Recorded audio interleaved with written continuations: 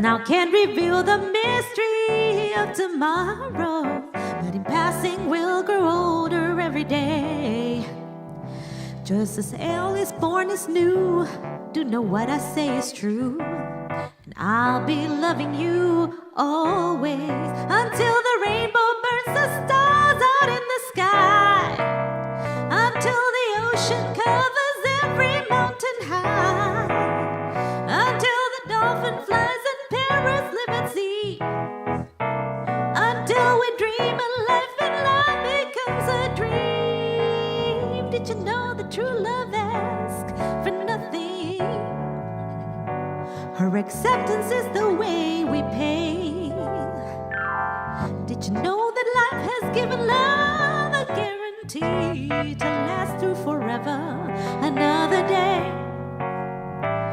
Just as time knew to move on since the beginning, and the seasons know exactly when to change. Just as kindness knows no shame, no through all your joy and pain, and I'll be loving you always. As today I know I'm living, but tomorrow could make me the past, but that I mustn't fear.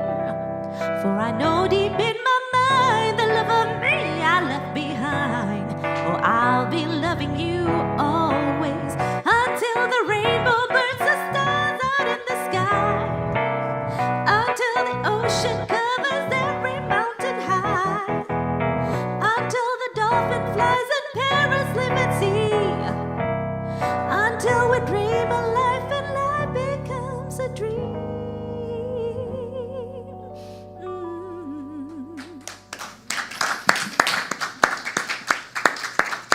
So when Jill goes like this, that means you're the background singers, and you're anyway, I'm just letting you know. We have a communication thing. Anyway, so that was Jill. You know, what is your stage name so they can look you up? Jill Desiree, that's right. So you can find her on Spotify. She has some new music up since we've seen her last. And Mr. David Olivas. So it's nice of you to bring your husband along, too. So, all right. All right, and then our presider for the day is the wonderful Andrea Reck. Let's give her some love. And if the artists are still out there, you can give them some love for the new paintings in the room. That's Margot, MJ, Barbara. Mary Jane, yes. And Barbara Cherney. Anyway. So what do you say we take a deep, conscious breath, bring down the lights, batten down the hatches in the back, as we just feel the exhale and allow ourselves to surrender to this eternal now moment as we come together for our call to service, which we call lighting the flames of faith. And we perform this ceremony to promote the universal consciousness of life, which acknowledges that all peoples, all faiths, all sentient beings come from the one great universal presence, which we call spirit. Now, fundamental to this truth is a unifying nature of all religious thought and experience, which we honor here this morning. So as Andrea lights the first candle, it honors the Tao, honoring the universal path of harmony and equilibrium, the natural way.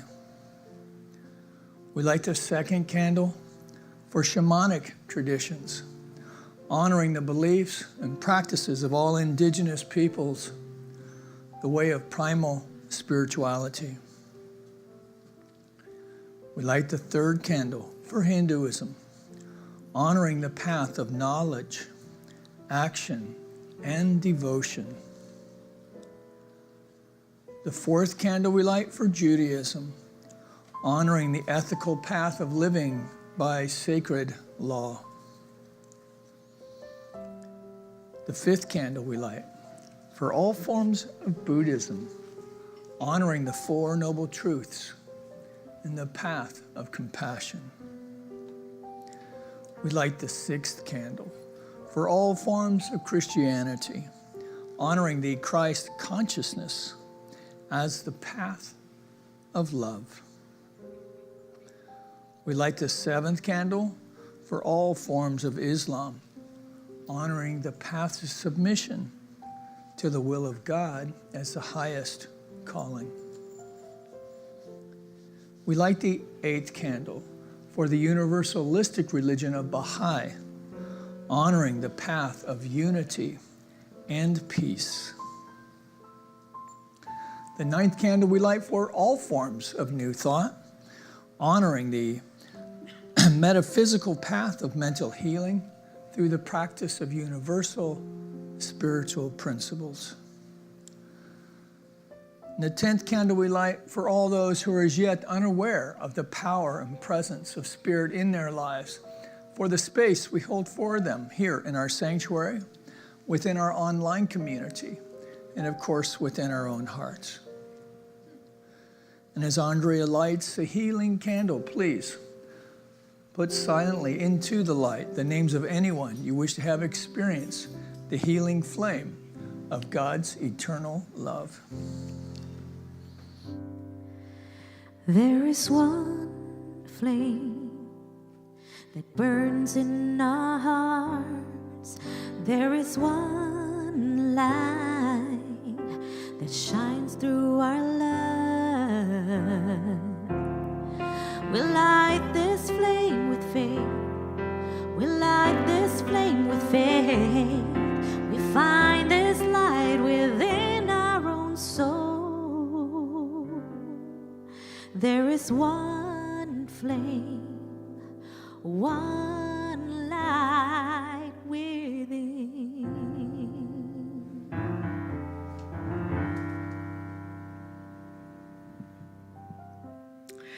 And it is with a deeply grateful heart that I turn within to that one flame, to that one light, that one life of all. One power, one presence, one life. No other power exists outside of this one infinite intelligence. How grateful I am to know in this moment, right here and right now, that God is. God is. God is all that there is.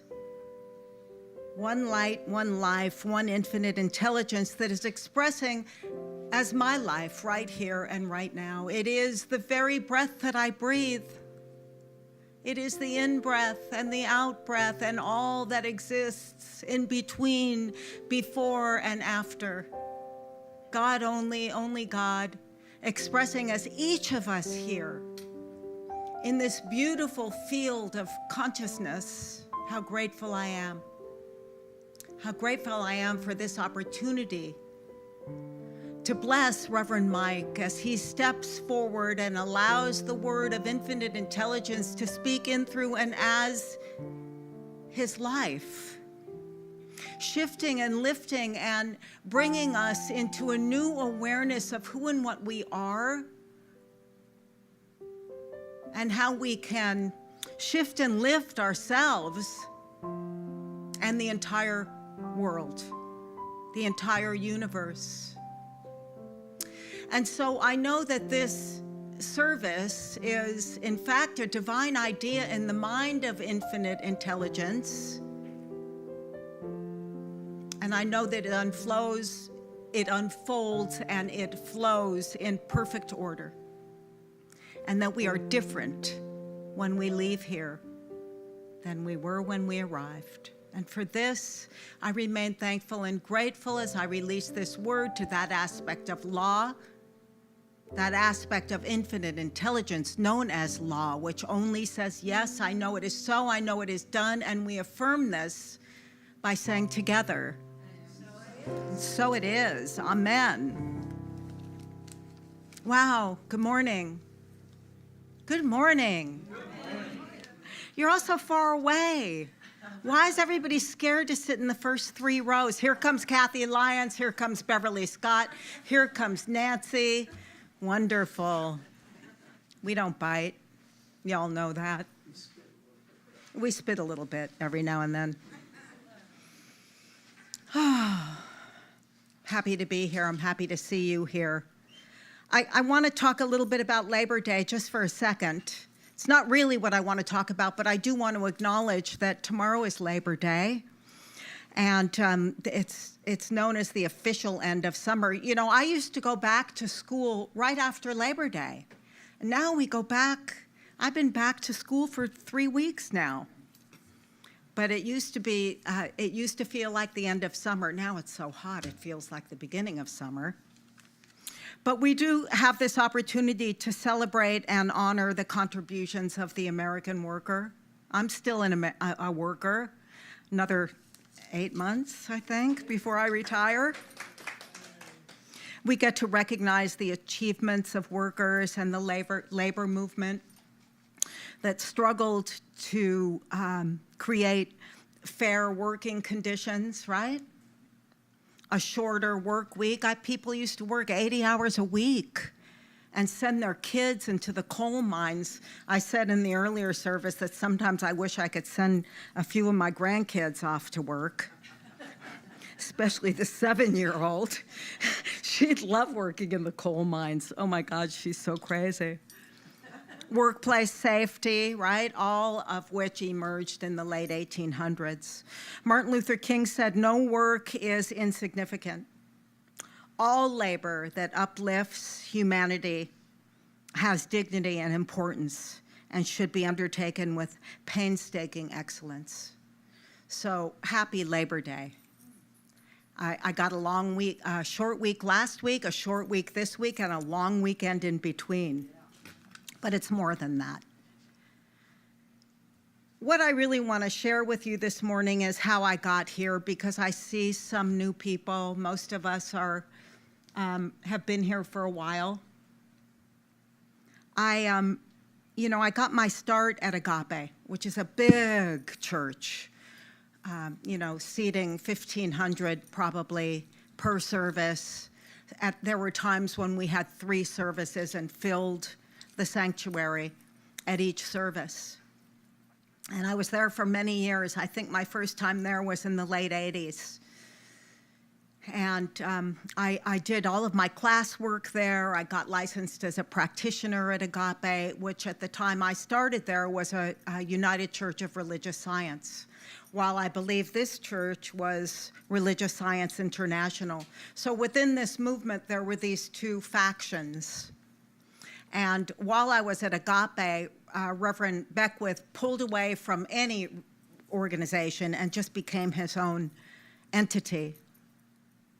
And after many years of being a practitioner there and facilitating classes and singing in the choir, my soul was craving something quieter. Agape is very big and very loud, and it's wonderful. But my soul was longing for something more intimate. And so I put my license at Agape on hold and was without a church for 1.5 years, maybe 2 years. And I wasn't actively looking, although I was missing having a spiritual community. And one day I was driving from Porter Middle School, where I was working at the time, down this street, Chatsworth, to go to lunch with a friend, and I saw Center for Spiritual Living. And I didn't realize that UCRS, United Church of Religious Science, and Religious Science International had merged and become the Centers for Spiritual Living. Didn't know it at the time because I was out of the loop. But I came in here on a Wednesday night in 2011, and I haven't left. And I want you to know why I haven't left. Shortly after I got here, my mom passed, and you were here for me. A few months later, I received a diagnosis, and y'all were here for me. I remember before the surgery that I needed, I don't know if you did it, if Nancy did it, somebody gathered all the practitioners after church and took me into Rev's office, and you did a prayer circle for me for my upcoming surgery. You were here for me. Not too long after that, my dad appeared to be making his transition. And I called Reverend Mike, our senior minister, and I said, "This is Andrea from church." We didn't know each other all that well. I had only been here for a year and a half, maybe. "Hi, this is Andrea from church. I'm just calling to ask you if you would please hold me and my family in prayer. My dad seems to be making his transition. I'm at Northridge Hospital with him. His name is Al Wesley. Thank you very much." I got his answering machine. And within, I swear it felt like a breath, you were there. He showed up at the hospital to sit with us for a few minutes and pray. And that's why I've never left here, because you're a real guy. You're the real deal. And you're the real gal, Maureen. And if you're new here, if you're new to the teaching, this is a safe place to land. I also want to say that Reverend Mike had a birthday this week. And I want to say happy birthday. And I was wondering if you would indulge me for a moment, and if you would indulge me for a moment and have us stand up. Could we do that for a second? And rub our hands together and extend them in his direction and repeat after me. No, you're going to be receptive, not, yeah. Repeat after me, if you will. Happy birthday, Reverend Mike. Happy birthday, Reverend Mike. We recognize you. We know who you really are. And we love you. We know this year brings perfect health. Absolute strength and vitality. Wholeness. Peace, love, and joy. More than you've ever known. We love you and wish you a happy birthday. And so it is. Thank you, thank you, thank you. And that's all I got. Oh, we're going to have cake after service, so please stick around. And food, yeah.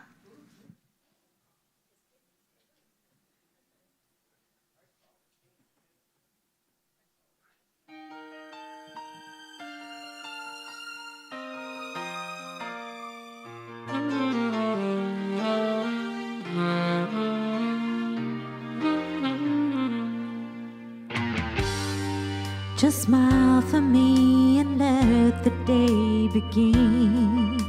You are the sunshine that lights within my heart, and I'm sure that you're an angel in disguise. Come take my hand and together we will rise on the wings of love, up and above the clouds, the only way to fly is on the wings of love. On the wings of love, we got each other together, flying high, flying high upon the wings of love.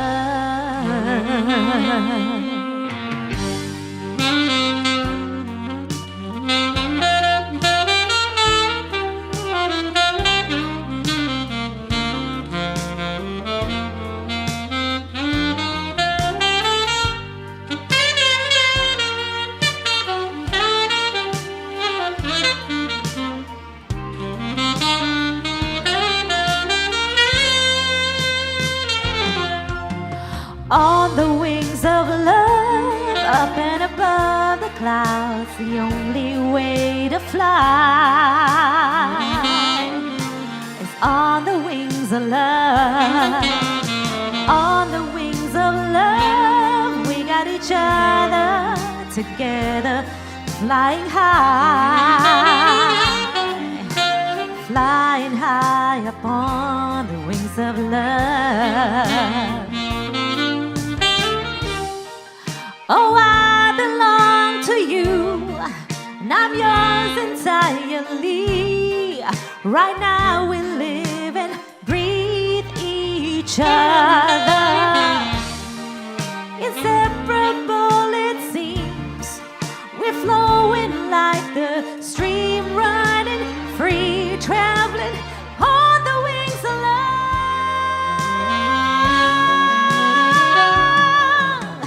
On the wings of love, up and above the clouds, the only way to fly is on the wings of love. On the wings of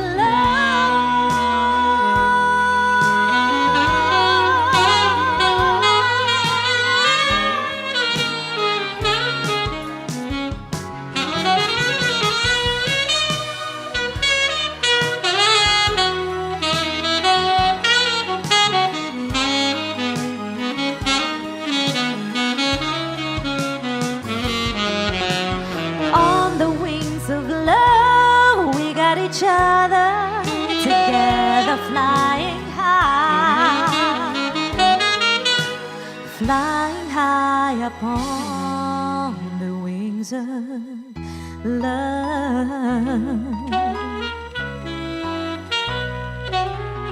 of love.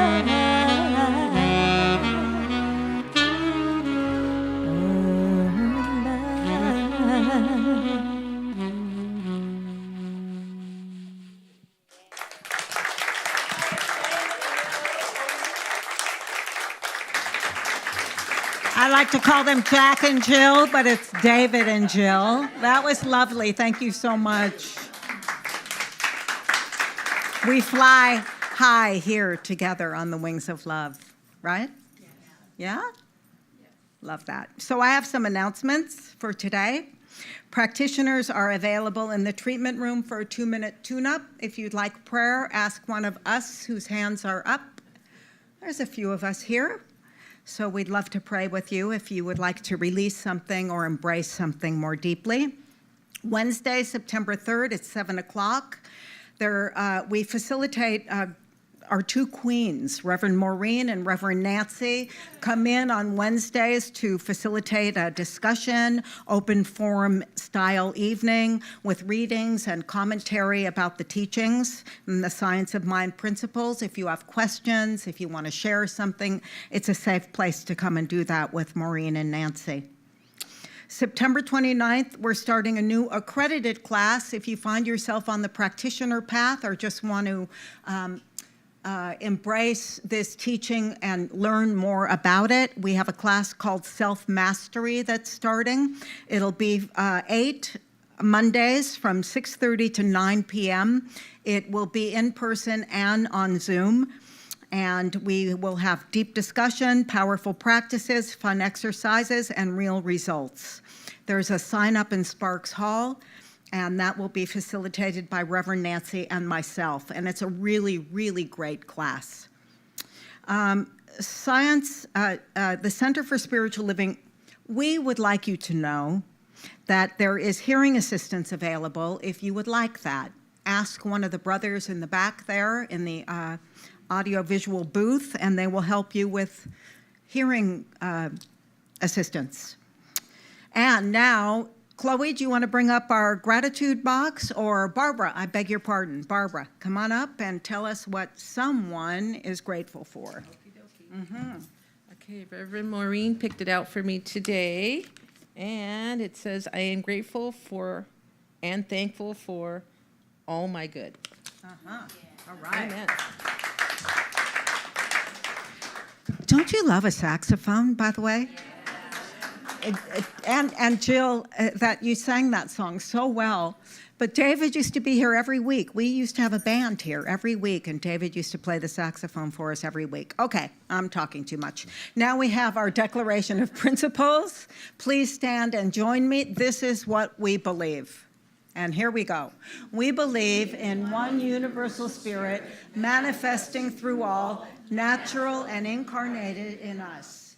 We believe that the universal spirit is personal to and reveals itself through everyone who recognizes its presence. We believe that our faith operates upon a law of mind which automatically manifests in our experience according to that faith. We believe in the unity of all life and in the immortality of the individual soul forever expanding. We believe in the eternal goodness, the eternal loving kindness, and the givingness of life to all. Love is my decision. It's up to me to give up my heart. Love is my decision, and no one else can tell me to start. And once I decide to change my mind, God will show me how. Love is my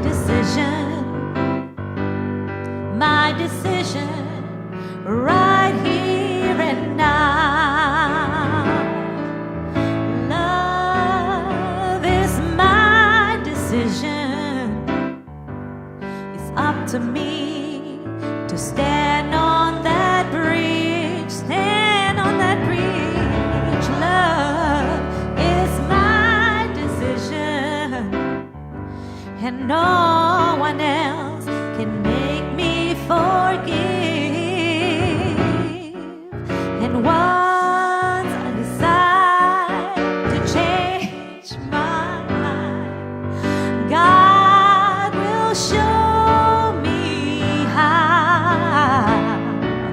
Yes, love is my decision right here and now. One more time, everybody. Love is my decision. It's up to me to dance down that road. Love is my decision, and no one else can lighten my load. And once I decide to change my mind, God will show me how. Love is my decision right here and now. My decision right here and now.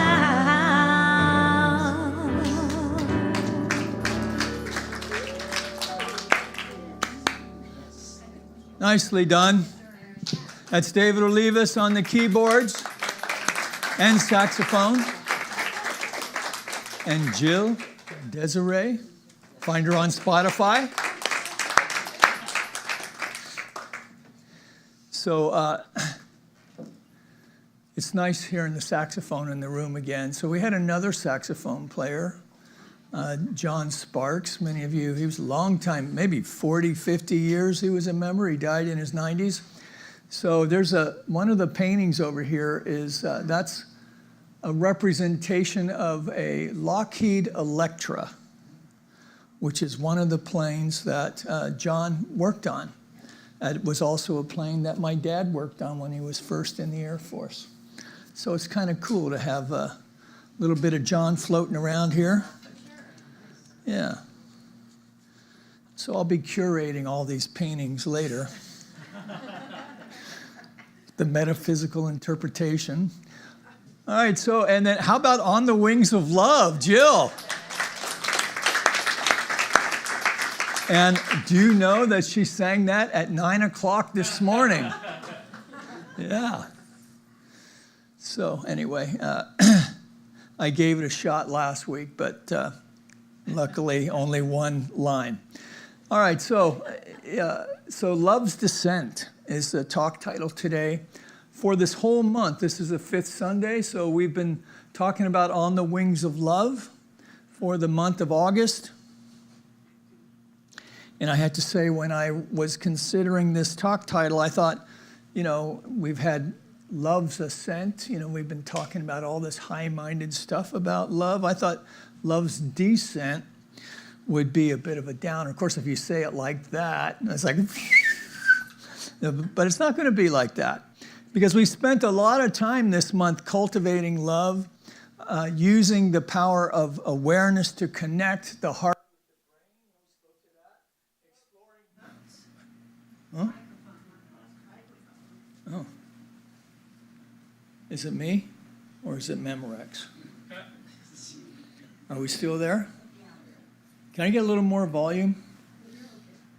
Well, I need to hear myself too. Oh, there I am. All right. So, as I said, in approaching, no, I won't go all the way back. So, but we have spent some time this month cultivating love, right? Using the power, we talked about using the power of awareness to connect the heart with the brain. We explored ways of softening the hard edges of the ego to allow the energetic of the heart to arise and uplift, to up-level, to inspire our thinking to next level thinking. From the corporeal realm, if you will, to allowing the indwelling mystic to express in, through, and as our life. So for those of us who may be discovering these ideas for the first time,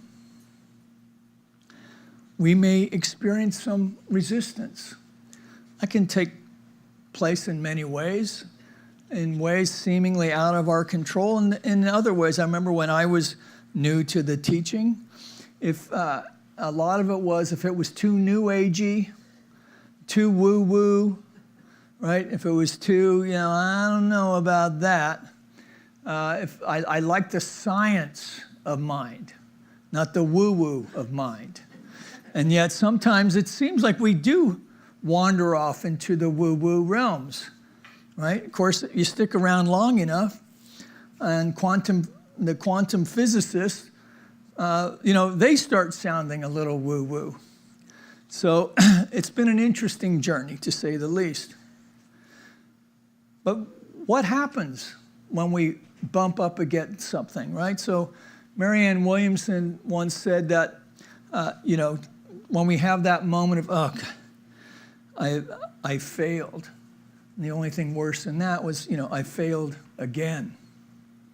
So what about that?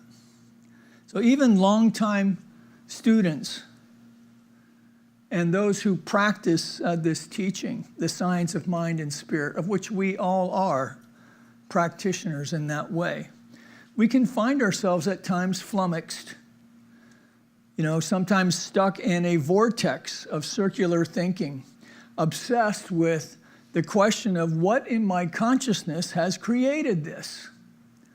Right? So I don't know if you went through that at the time, but wouldn't that be natural to do, right? You get 3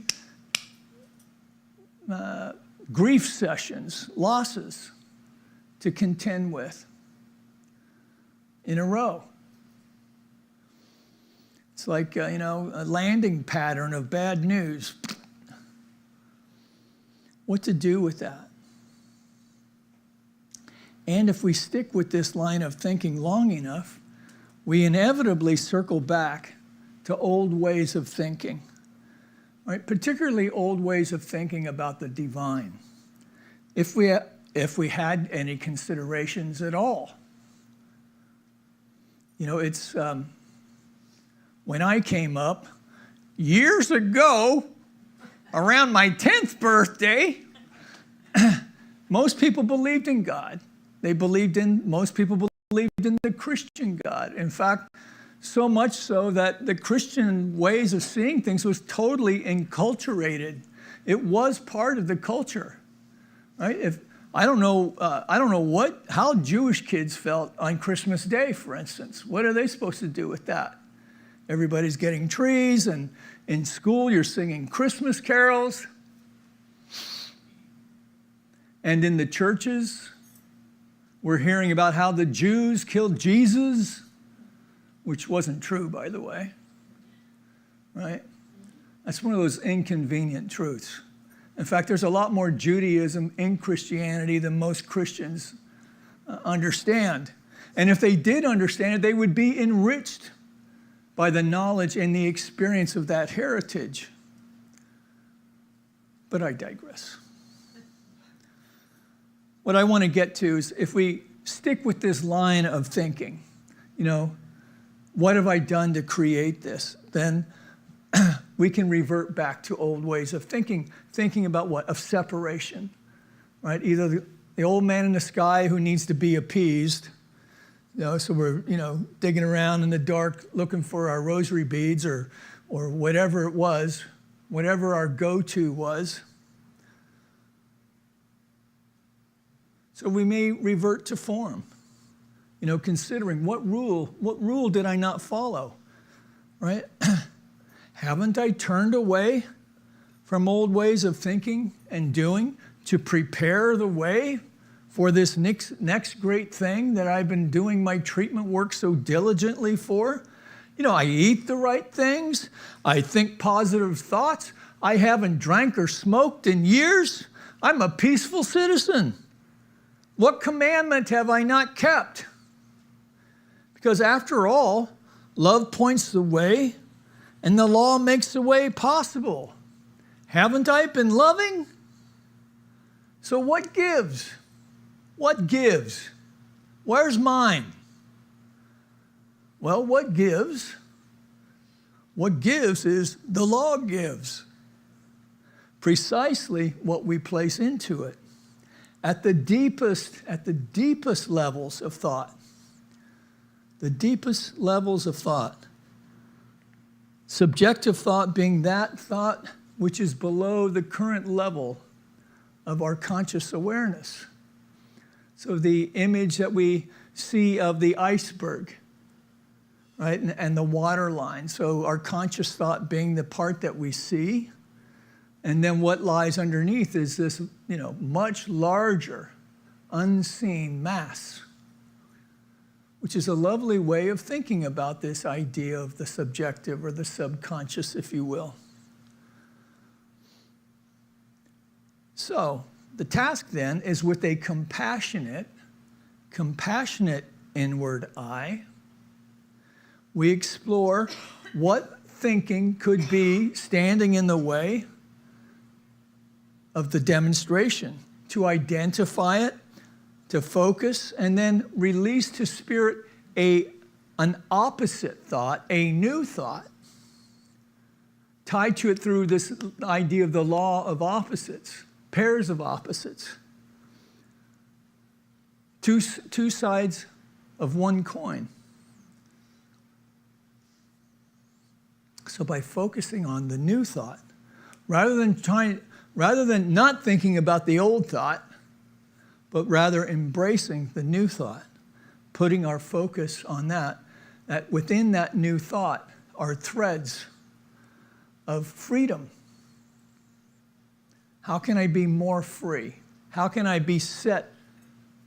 How can I realize? How can I embody more freedom by means of this challenge that I'm currently facing? Now, in Buddhism, people sit with the breath. Sit with the breath. Inevitably, thoughts arise, are observed, released, not attached to, nor do we run away from them. We're simply observing them. We're not even really taking inventory of them in the way that a shopkeeper would take inventory, right? Because if you have inventory, what are you doing? That's all backstock, right? So we're not even interested in backstalking that stuff.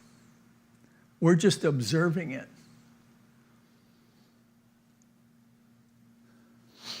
The Buddha called these thoughts sankharas, which in Sanskrit, or from the Pali, and then the Sanskrit refers to formations or conditional phenomena. So notice there is no judgment about whether it's good or bad. It just is. It's just reality. And this is the strength in the observation. It's information only. So it's not like some cosmic Santa Claus is ticking off if you've been naughty or nice, but rather within Buddhist thought, the idea of impermanence, that all is changing, reconfiguring, turning into something else.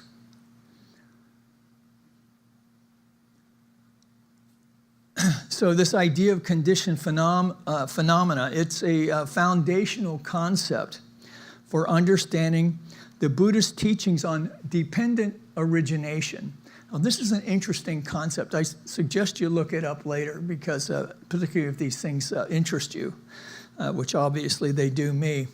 But it's an interesting term in that the gist of it, and I'm reporting on Buddhism. You know, I'm not really a Buddhist, but I am fascinated by it. You know, I went to the Parliament of World Religions several years ago, and Karen Armstrong, who's like, I'm a fan of Karen Armstrong, and so she was talking about the various, she's an expert on world religions, and she went through the Judeo-Christian and Islam and so forth, so on and so forth, and she goes, and then the Buddhists, well, the Buddhists have it figured out, so we don't really need to talk about them, right? And the whole place, you know, thousands of people just erupted in laughter.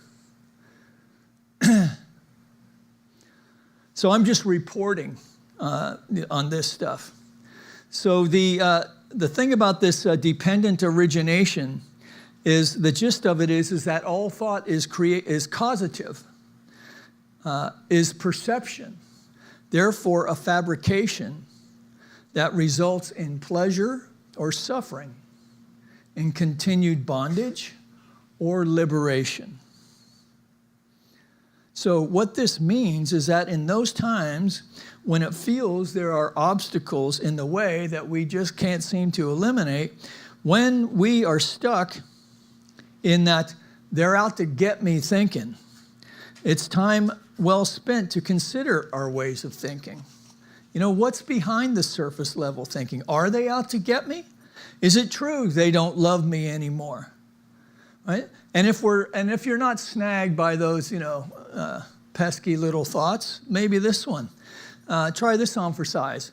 If God is all there is, why is there so much hate and suffering in the world? You know, what's the root of that? What is my part? Do I have a part? That'll keep you busy for a while. So I don't and really can't know what is in your own mind, but I can guess the emotion behind most of it. And that is the emotion of fear.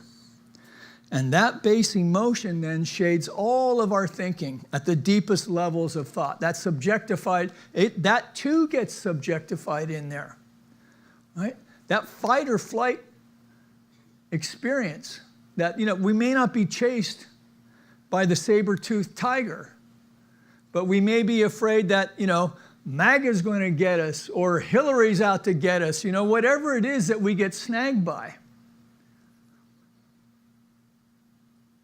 It's all machinations of the mind that we attach to. We either avert, run from, or cling to, attach to. Both are attachments. So, what's my part? So that fear thing, you know, we can really keep us stuck in circular thinking, right? And if it wasn't so subtly pervasive and corrosive, it'd actually be amusing, for it drives so much human, and I would say even mammalian behavior. So as an example for myself, see if this is something that you can relate to, a fear I thought for myself recently since my health diagnosis, and this is something I never thought about, is that I can no longer defend myself because I feel I am frail and weak, and I don't have jujitsu. I don't even have a gun to protect myself or my family. And I don't have a gun consciously because I know that I have a reactive nature and I might use the damn thing. And the consequences that go with that. And then it really would be, send lawyers, guns, and money. The shift has hit the fan. So the truth is, at deeper levels of thought, I think I have always thought this way, right? I was one of those undersized guys who loved playing football. I had no business being out there, trust me, through junior college, right? Until the day I finally got jacked up really well. That got my attention, right? But I know part of that was proving my manhood, that I could wait with my eyes up, waiting for the punt return, right? That I could go on a job site and do manly man work and drink like a man and chase women like a man and smoke like a man, right? Toxic stuff, really. All of it masking this insecure person who was really fearful. And the good news is that I finally woke up to that. The bad news is I was in my 50s. Some are sicker than others. But we all have something. I mean, if we are willing to be fierce in our self-analysis, what is it in my thought that is keeping me held bound? We'll discover stuff like that. And that's not a bad thing. You know, it's not a bad thing to be stuck with an obstacle. Why is that? Because it's pointing right to the new thought. It's pointing right to it. But we have to wake up and say, oh, I can have a V8. I can have a new thought.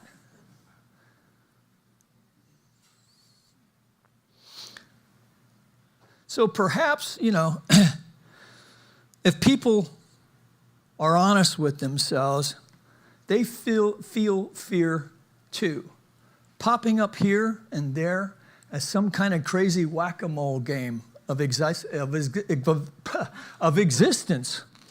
me try that again. They feel fear too, popping up here and there as a whack-a-mole game of existence. It would help if I would spell properly. But you know, perhaps that's a good way of looking at it, as a game. Oh, that's just fear popping up again. No attachment, no story, just observation. And this is an opportunity to bring the power of mindfulness practice into play. So Thich Nhat Hanh calls these the 5 mindfulness practices. The first training is to protect life, to decrease violence in oneself and in the family and in society. Well, that's a lot different than just being a vegetarian, right? That's a little stronger. The second training is to practice social justice, generosity, not stealing, not exploiting other things. Happy Labor Day. And by the way, this social justice thing, he wrote this in 2009. This is long before everybody was triggered by that. So if you're triggered by that, release it. Okay, the third practice of responsible sexual behavior, almost said secular behavior, responsible sexual behavior in order to protect individuals, couples, families, and children. The fourth is the practice of deep listening. We spoke to this month. The practice of deep listening and loving speech to do what? To restore communication and reconciliation. The fifth is about mindful consumption. Mindful consumption to help us not bring toxins and poisons into the mind or body. So this is not simply to refrain from intoxicants, which is the way that I've heard this precept in the past, right? But this mindful consumption thing, or I would even say the unconscious consumption, because we are a society that's all about consumption. But also not to bring toxins, right? So this is something to consider when we were having so many ultra-processed foods, right? So I love hot dogs, but I do not want to know what is in them, right? Well, maybe I should know what's in them. So Thich Nhat Hanh writes, the 5 mindfulness trainings are based on the precepts developed during the time of the Buddha, and to be the foundational practice for the entire community. And he writes that I have translated these precepts for modern times because mindfulness is at the foundation of each one of them. That with mindfulness, we are aware of what is going on in our bodies, our feelings, our minds, and the world, and we avoid doing harm to ourselves and to others. That mindfulness protects us. I am protected. Mindfulness protects us, our families, our society. When we are mindful, we can see that by refraining from doing one thing, we can prevent another thing from happening. Because remember, all thought is causative. It is not something imposed on us by outside authority. Practicing mindfulness trainings, therefore, helps us be more calm, concentrated, and brings more insight and enlightenment. So moving these considerations into the realm of Western Hermetic and Christian thinking, all right, to be enlightened is to be transfigured. Transfigured, part of the tarot deck of all things. The magician, as above, so below as above. That there is this reflection of, as it says in the Lord's Prayer, to bring God's imperial rule here on earth, as it is in heaven, right? Let it be here on earth as it is in heaven. So, where love descends, so above, so below. In spiritual context, refers to the connection between the inner self or soul, the subjective self, and higher planes of consciousness. It can also mean that positive thoughts or actions from the inner world manifest as positive experiences in the material world below. So love only is the fulfilling of the law, bringing its use to those high purposes that bind us back to the heart of the universe. That love waits for the fulfillment of the law. It is kind and does not envy. Love seeks not its own and thinks no evil. So, this is the science of mind and spirit in a nutshell. Just as the tendency of our thought demonstrates our thought, our deeply held thoughts and convictions create a tendency of demonstration as well. So it begs the question then, am I living the life I want? Are we moving from freedom to liberation or bondage, demonstrating as a subpar life, maybe even futility in some areas? It's important to remember that we have chosen to incarnate at this precise moment in time to live life and live it more abundantly.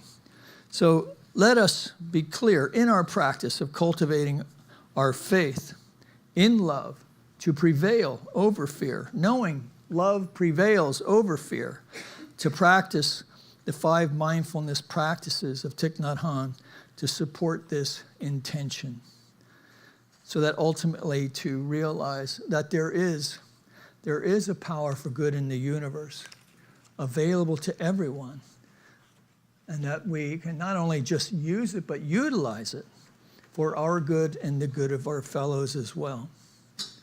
So let's take a breath.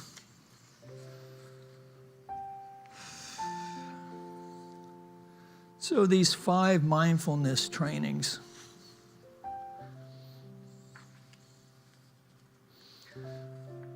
let's pick one of those.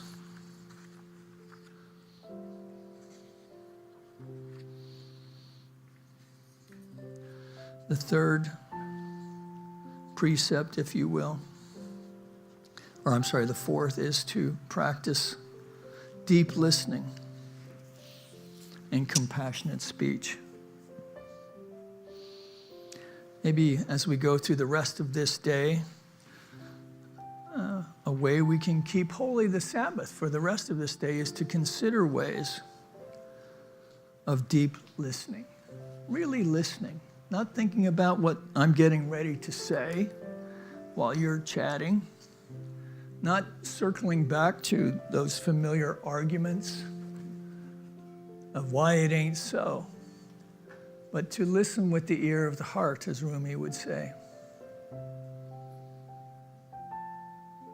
and to let our speech reflect the compassion that we are committed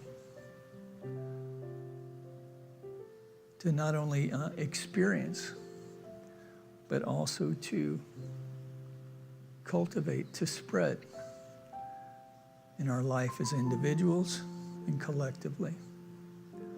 See what insight you gain from that, and come on back next week and we'll check in with each other and see how we did. Thank you.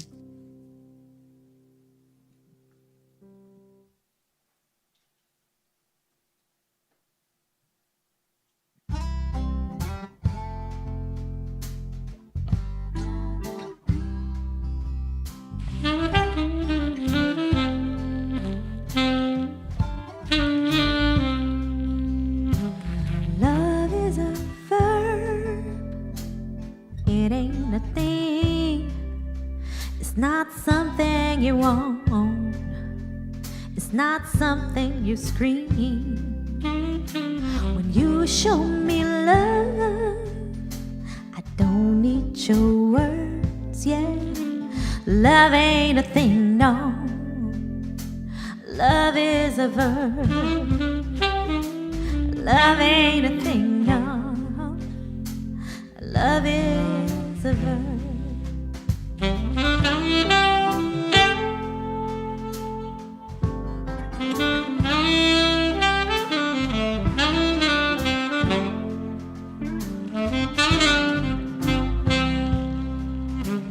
Love ain't a crutch. It ain't an excuse. No, you can't get through love on just a pile of IOUs. Love ain't a drug, despite what you've heard. Oh, love ain't a thing, no. Love is a verb. Love ain't a thing, no. Love is a verb. So you gotta show me, show me, show me that love is a verb.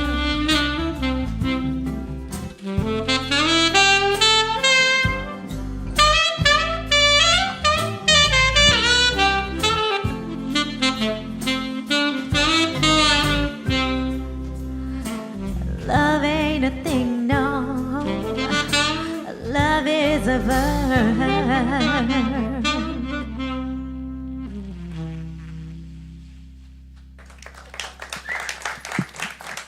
Very nice, thank you.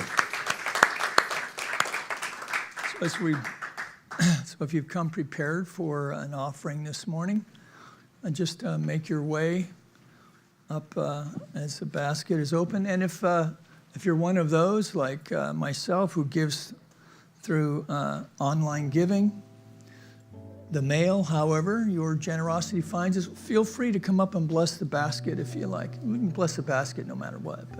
So let's sing our offering song. Spirit gives through me, Spirit receives through me, Spirit lives and breathes through me, Spirit lives and breathes through me, Spirit gives through us, Spirit receives through us, Spirit lives and breathes through us. Spirit lives and breathes through us.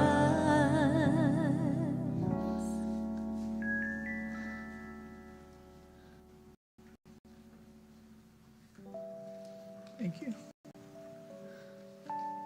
So someone, brought their phone, right? I mean, it's crazy age we live in, right?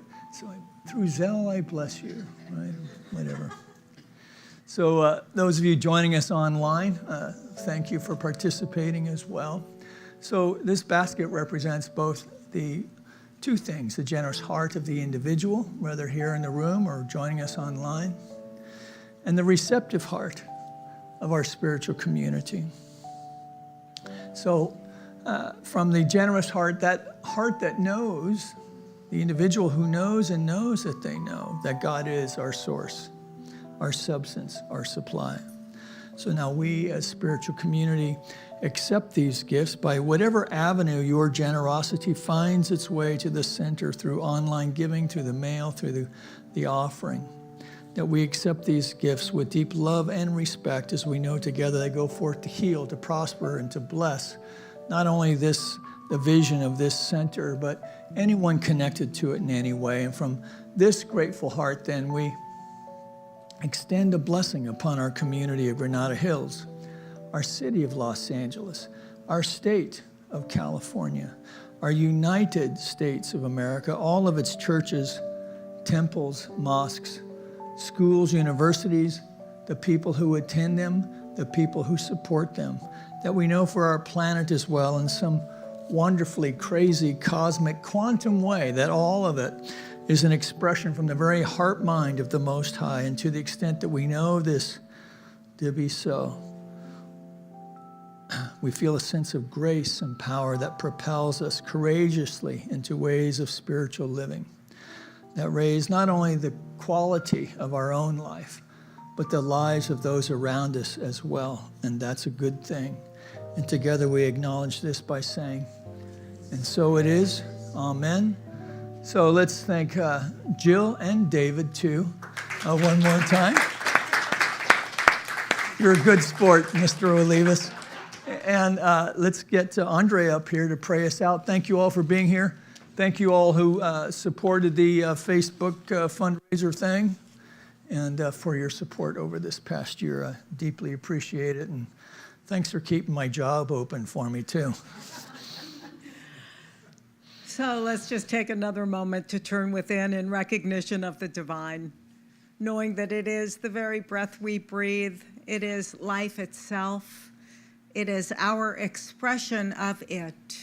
How grateful I am to have this opportunity to bless each of us as we leave here this day, knowing that we leave here showing the world what love is, that love is a verb, and we leave here conscious, mindful, on the wings of love. And for this, I remain thankful and grateful. I release this word knowing it is so, it is done, and in agreement, we simply affirm this by saying together, and so it is. Amen. Please come next door for a piece of cake. Yes? Okay. And let's sing the peace song. We're going to join hands to sing the peace song.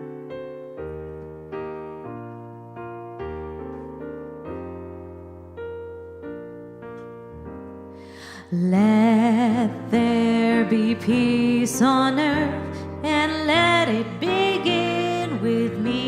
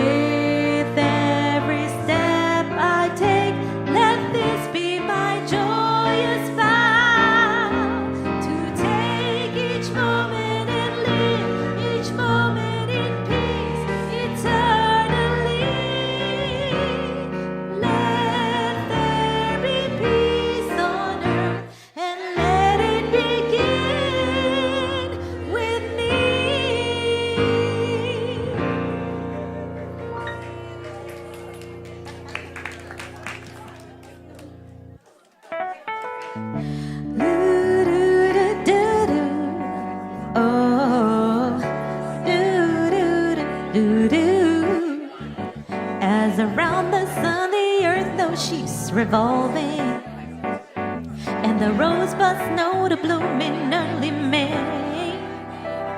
Just as hate knows love's the